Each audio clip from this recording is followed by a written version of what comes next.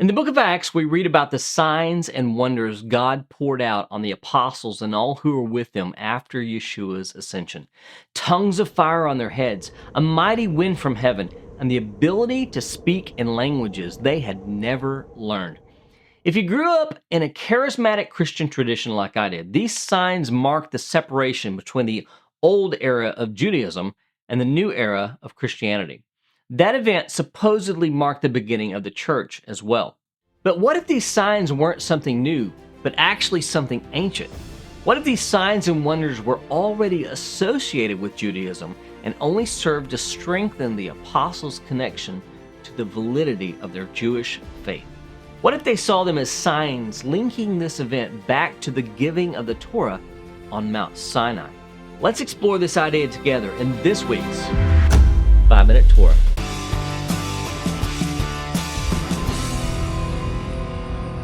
Welcome back, Torah Tribe. You're watching the channel that connects disciples of Yeshua to the eternal Torah of God. As a reminder, if you find this video valuable, please give it a thumbs up and share it with your family and friends. But if you're new to the channel, hold off until you've had time to explore more of my videos and find out if they work for you or not. But for now, let's get into our Torah portion. This week's Torah portion is Yitro, Exodus 18:1 through 20:23, or verse 26 in a non-Jewish published Bible. And here are the three things that you need to know about it. Actually, before I dive into the three things you need to know about this week's Torah portion, I want to acknowledge someone in light of the themes of this week's Torah portion. When I was first starting to record these videos, I wanted to find something to add value to them from our viewers that wasn't already in the commentary I'd written in my books. A good friend of mine, Jeremy Ritter, suggested I try to point out three interesting points of each week's Torah portion, specifically the three things that you need to know about it. So, if you know Jeremy, be sure to thank him for his wisdom and contribution to these videos. I'm no Moses, but I definitely want to acknowledge how much I appreciate the help of others who have made these videos successful, and Jeremy is definitely one of those people. Number one, Jethro's advice. At some point during the showdown between Moses and Pharaoh, Jethro had come and taken Moses' wife and children back to Midian with him. Once the children of Israel had been released, Jethro met Moses in the wilderness with his wife and children. But when he sees everyone standing around all day waiting their turn for Moses to make a ruling or judge on their behalf in a civil or religious case, Jethro tells his son-in-law that he's only going to wear himself out, and not only himself, but the Israelites as well. So he proposes that Moses set up a chain of command. There would be those who would be judges over thousands and hundreds and fifties and tens. And if any case was too difficult for them, it would be brought to Moses himself. Jethro describes the type of men he is to choose as capable men from all the people, men who fear God, who are trustworthy and hate a bribe. This is Exodus 18:21. Moses takes his father-in-law's advice and establishes a system of leadership and justice in Israel, freeing up Moses to do all that God required of him. Number two, Mount Sinai.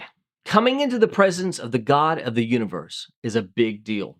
When God summoned Moses to the mountain, it was serious. He gave specific instructions as to how the Israelites were to treat the experience with the proper sanctity. Go to the people and consecrate them today and tomorrow, and let them wash their garments and be ready for the third day. For on the third day the Lord will come down on Mount Sinai in the sight of all the people. And you shall set limits for the people all around, saying, take care not to go up into the mountain or touch the edge of it. Whoever touches the mountain shall be put to death.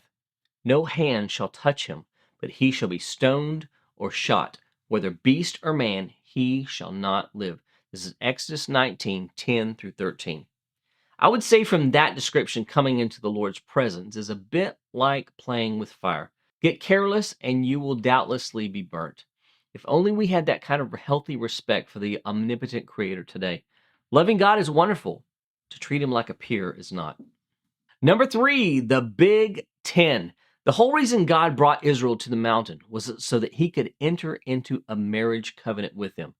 He was the husband and they were his bride, with the Torah being the marriage contract. But the Torah wasn't given to be a legalistic set of rules that oppressed the children of Israel. God had just delivered them from slavery. Why would he want to turn it around right back onto them? No, the Torah was given for another purpose. Our Torah portion says, Now therefore, if you will indeed obey my voice and keep my covenant, you shall be my treasured possession among all the peoples. For all the earth is mine, and you shall be to me a kingdom of priests and a holy nation. This is Exodus 19:5. God's plan for Israel was that they would stand out from among all the other nations of the earth as a nation that is holy and set apart for his service. The Aseret Hadvarim, literally the 10 words, or the 10 commandments as we call them in English, are the famous face of the Torah's commandments. But there are another 603 waiting to be discovered in our Torah studies. I've studied the weekly Torah portions for over 2 decades. I've definitely not mastered the Torah by any stretch of the imagination. However, over the years, I've made some connections between what I've studied in the Torah and Jewish sources that have helped to make connections to the apostolic scriptures, what most people call the New Testament. I've compiled 3 years' worth of insights into a series of books I call the 5-Minute Torah. They are the basis of these videos. I specifically put a limit on how long each commentary was so that each commentary would be read in about 5 minutes. It's perfect for anyone on a time constraint who wants a brief nugget to chew on related to the weekly Torah portion. It's also great as a devotion for your Shabbat table on Friday nights. If you don't have a copy, be sure to grab one or an entire set. It'll help support the channel and help us create better and newer content. Just use the link in the description box below to grab your own copy. This week's Torah commentary is called A Pentecostal Experience, and it comes from my book, 5-Minute Torah, Volume 3. We're all familiar with what took place in Acts chapter 2. After Yeshua's resurrection, he instructed his disciples to remain in Jerusalem so that they would be filled with the Ruach HaKodesh, the Holy Spirit. This is Acts chapter 1, verses 4 through 8. Here's the account of how it happened. When the day of Pentecost arrived, they were all together in one place. And suddenly there came from heaven a sound like a mighty rushing wind, and it filled the entire house where they were sitting. And divided tongues as of fire appeared to them and rested on each one of them. And they were all filled with the Holy Spirit and began to speak in other tongues as the Spirit gave them utterance. This is Acts chapter 2, verses 1 through 4. Yeshua's disciples encountered the Spirit of the Lord in a powerful way that not only transformed their lives, but also empowered them to boldly proclaim the good news of Yeshua's coming kingdom. But what does this event that happened during the lives of the apostles have to do with our current Torah portion? The Torah portion of Yithro records for us the giving of the Torah on Mount Sinai, particularly the, quote, Big Ten of the 613 commandments. It tells us how God revealed himself to an entire nation at once. Now, when all the people saw the thunder and the flashes of lightning and the sound of the trumpet and the mountain smoking, the people were afraid and trembled, and they stood far off. This is Exodus 20, verse 15, or verse 18.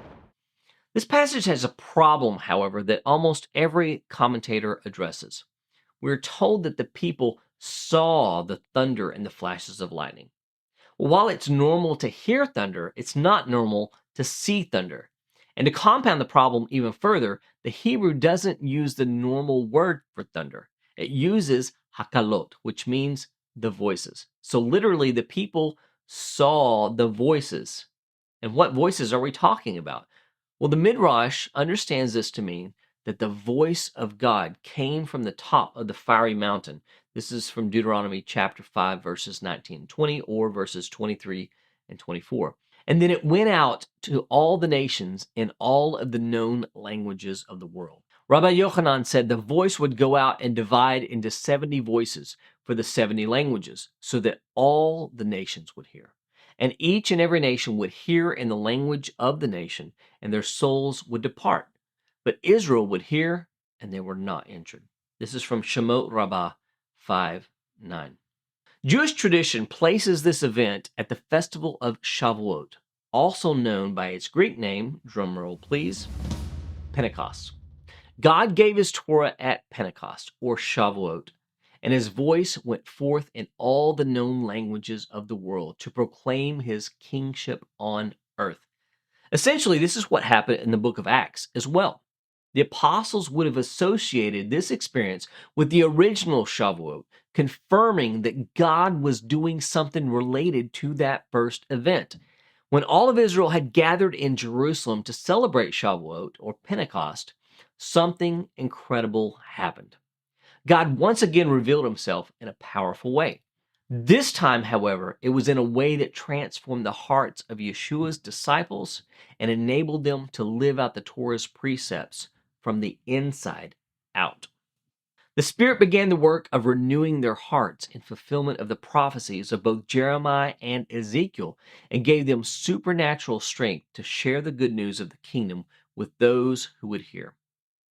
At the first Shavuot, the children of Israel guarded and protected the message. At the Shavuot in Acts, the Lord used them to send his message forth into all the world. At the first Shavuot, the Lord's voice went out in every language, but only the children of Israel responded. At the Shavuot in Acts, the Lord's voice went out in every language, but this time it came from the mouth of the children of Israel, and over the last 2,000 years, people from every nation have responded. When most people speak of Pentecost and the Pentecostal experience, the focus is on a gift of speaking in a language they haven't learned. For the apostles, however, the experience was completely about transmitting Yeshua's kingdom message to people they would otherwise be unable to communicate with. What good is a gift if it's never used for its purpose? The apostles realized that their experience was for a higher purpose and utilized it to accomplish the will of God and bring untold thousands into the kingdom. We've all had spiritual experiences that have transformed us in some manner. My question to you is, how can you better use these spiritual experiences to accomplish God's will in your life? And not only your life, but the lives of others, rather than just keeping it to yourself. Let me know your ideas in the comments below. Thanks for watching. If you like this video, be sure to check out my 5 books that changed my life video right here. And if you missed last week's video, Bread from Heaven, you can check it out right here. I'll see you next time. See you soon with another Messianic insight to the eternal Torah of God. Blessings from Amet.